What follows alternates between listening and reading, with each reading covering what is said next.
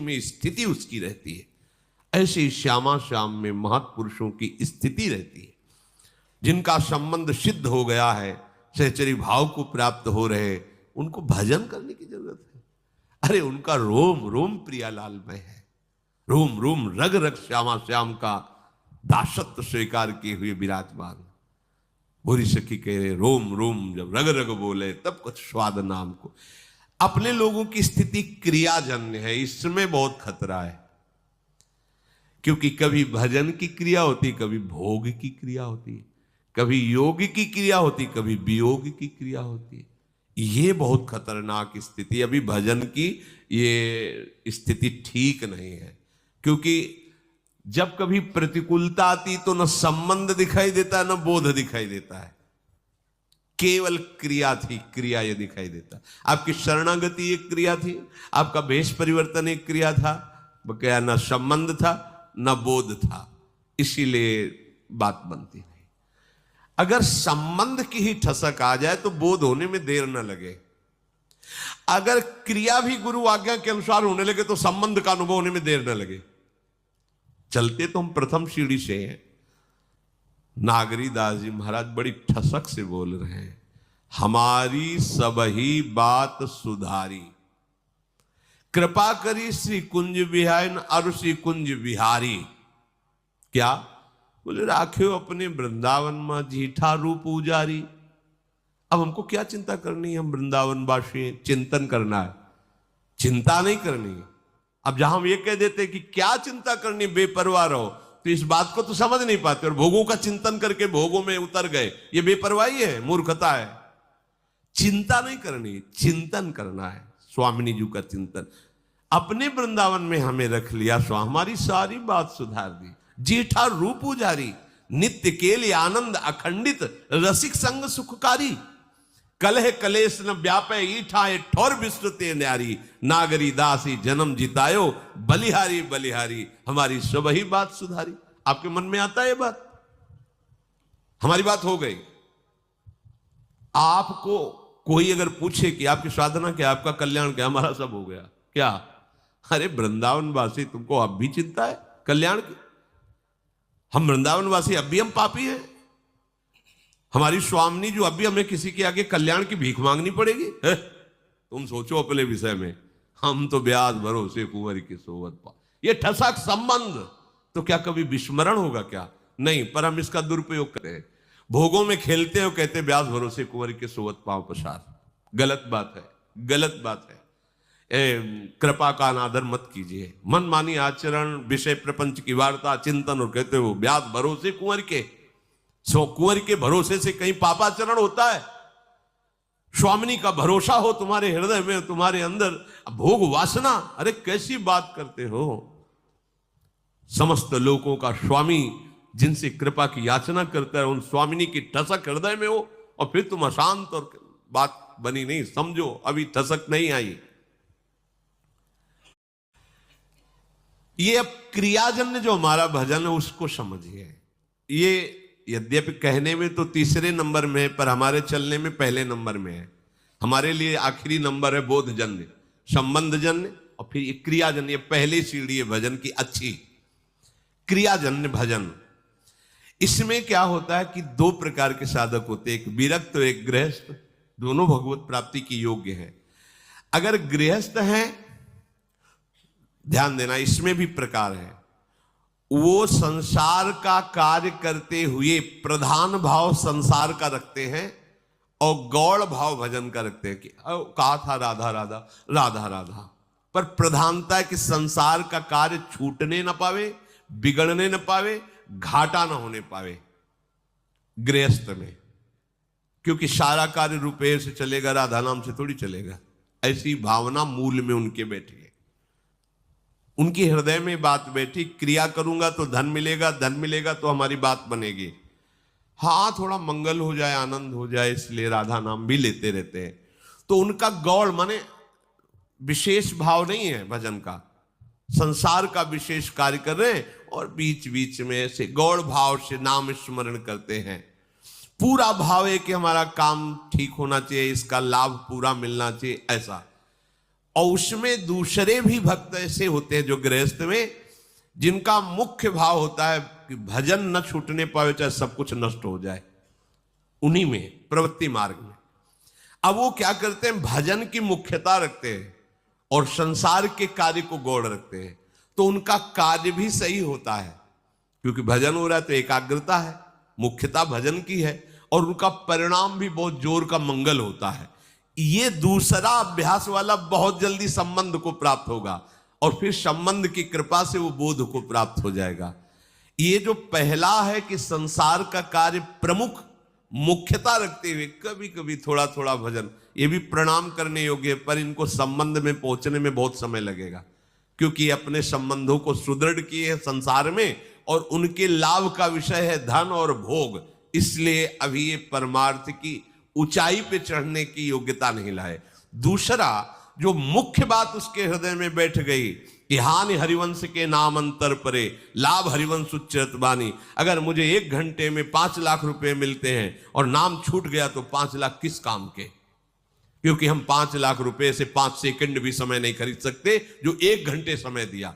इतना विचार सुदृढ़, वो नाम नहीं छोड़ सकता, मुख्यता नाम की रहती है, गौड़ कार्य रहते हैं। पूरा हो तो ठीक, ना पूरा हो तो ठीक, श्री जी जाने, भजन पूरा होना चाहिए। ये परमार्थ की ऊंचाई पर चढ़ने की जो क्रिया कर रहे हैं, क्रियाजन्य भजन, ये इनको ऊंचाई में पहुंचा देगा।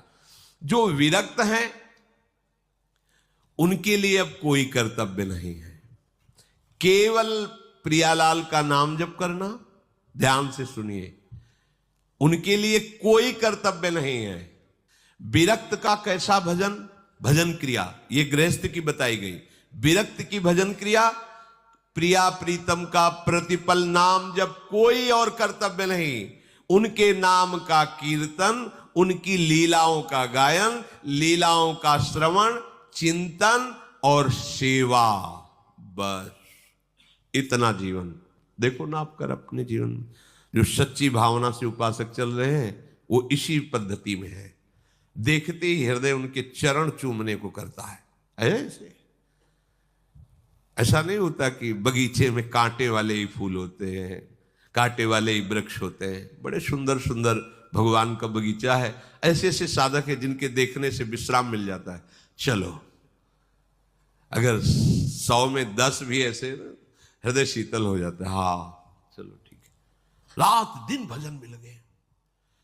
20 साधक ऐसे हैं, अपने बच्चे हैं तो उनकी क्या बड़ाई करें, कुछ घंटे सोना, 3 घंटे 2 घंटे, रात दिन फूल बंगला बनाना, रसोई बनाना, सेवा पे सेवा, और हर समय भजन पे। इस गेट से बाहर नहीं निकलते, महीनों हो जाते। इस गेट से बाहर नहीं निकले, महीनों हो गए, रात दिन सेवा परिश्रम।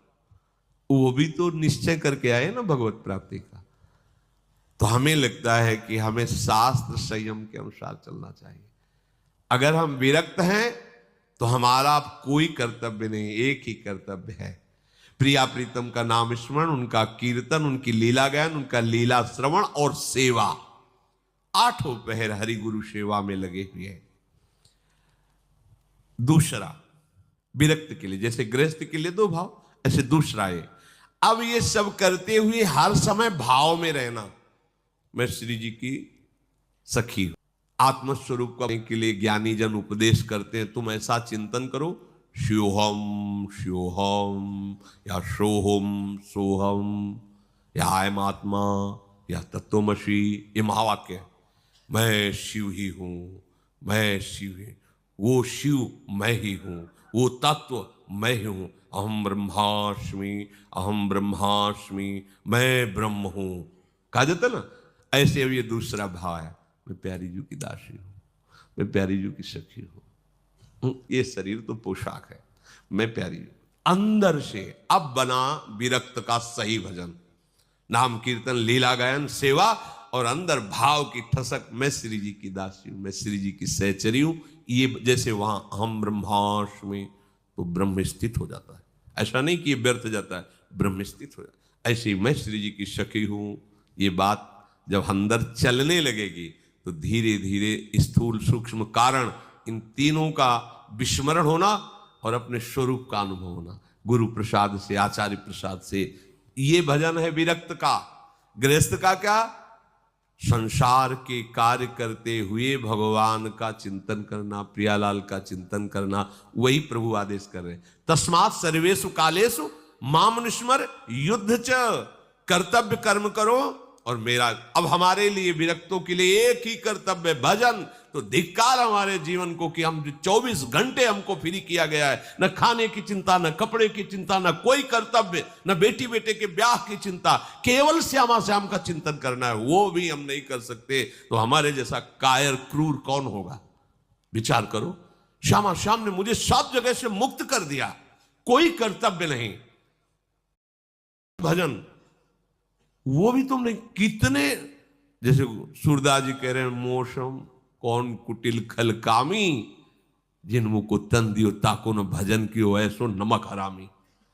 स्वामिनी जी का खाते स्वामिनी जी ने हमें एकदम संसार से अलग करके आनंद का मार्ग, चल भजन कर, कोई और चिंता। अब भजन नहीं तो क्या, अब क्या, अब क्या तुम्हारे ऊपर कृपा हो, इससे बढ़कर क्या कृपा हो। कितने ऐसे गृहस्थ मिलते हैं जो रोते हैं, निकलना चाहते हैं पर ऐसे संबंध से जकड़े हुए हैं कि निकल नहीं पा रहे। आपको ऐसे निकाल दिया श्री जी ने उन संबंध, कोई तुम्हारे ऊपर जिम्मेवारी नहीं, एक ही जिम्मेवारी, राधा राधा राधा। चूके मत, बहुत बढ़िया अवसर है।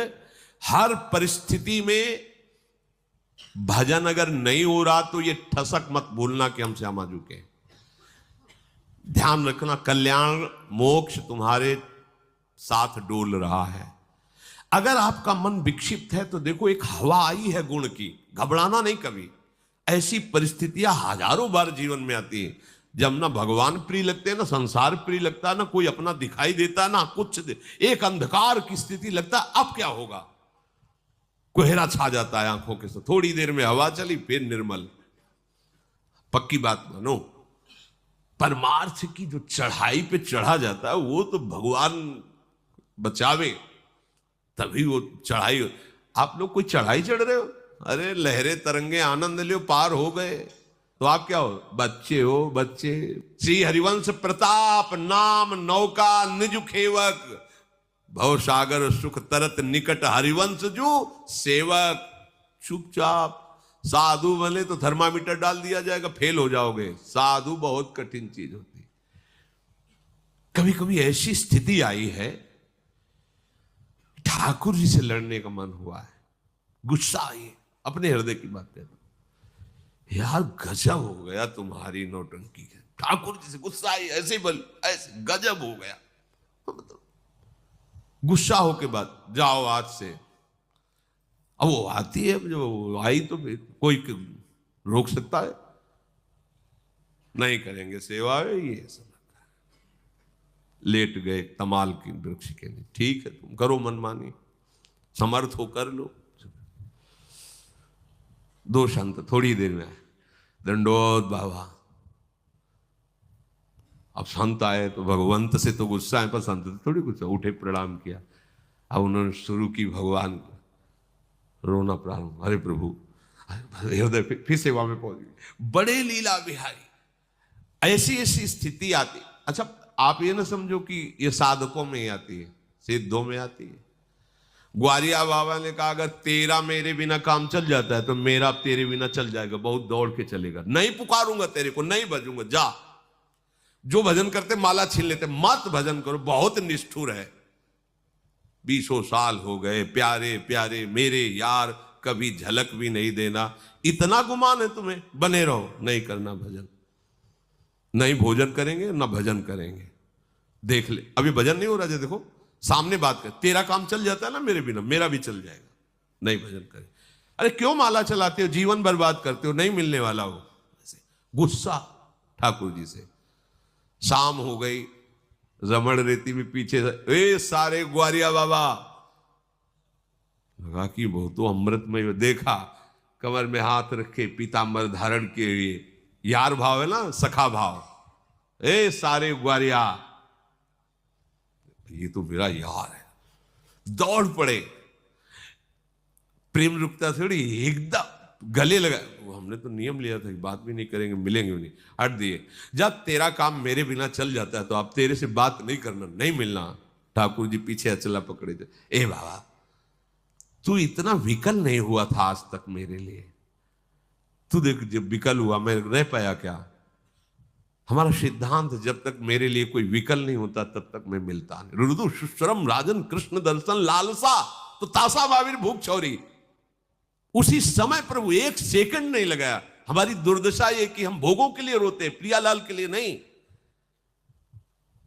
ग्वालिया बाबा ने कहा कि इतने वर्ष हो गए तुम्हें हमारी याद नहीं आई।